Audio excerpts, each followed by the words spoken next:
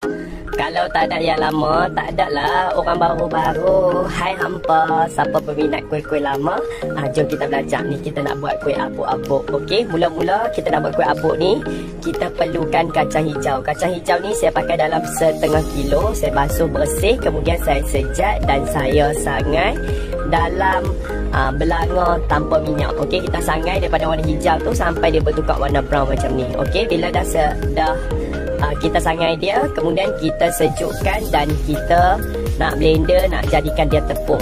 Minta maaf lah, dekat rumah saya ni blender kering tu tak tahu kat mana. Jadi saya pakai blender yang biasa ni saja. Kita blender, kemudian kita tapis dengan penapis yang halus ni. Okey, sebab apa? Kita nak dapatkan tepung dia. Dia jadi macam ni lah hampa weh. Hampa dah siapkan yang ni, hampa boleh buat awal lah yang ni.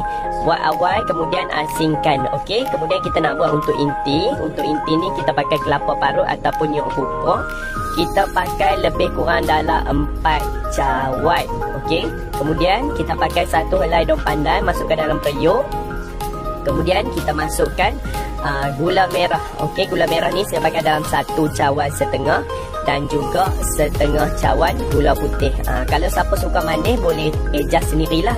Kemudian kita masukkan air dalam 1 cawan. So bahan-bahan ni kita masak atas api sehingga larut. Okey, masak sekejap lebih kurang dalam 3-4 minit macam tu. Masak sehingga dia larut. Bila dah larut macam ni, apa yang kita nak buat? Nyok parut yang kita sukat tadi sebanyak 4 cawan kita akan masukkan dalam ni. Okey, masukkan semua. Kemudian kita perlu masak sehingga adunan ni betul-betul kering. Senang je. Okey, nak buat dia ni memang banyak step lah hampa. Tapi kalau hampa faham, insya-Allah senang saja. Orang lama-lama ni memang suka sangat lah kuih ni. Kalau siapa yang suka kuih ni, cuba komen tengok. Hampa janganlah lupa save video ni. Jangan lupa follow Arki.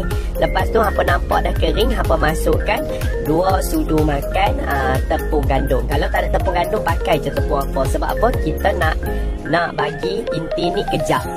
Orang panggil apa? Orang kena panggil kejap. Kalau hampa panggil apa? Dia macam adunan dia tu kuat sikit lah.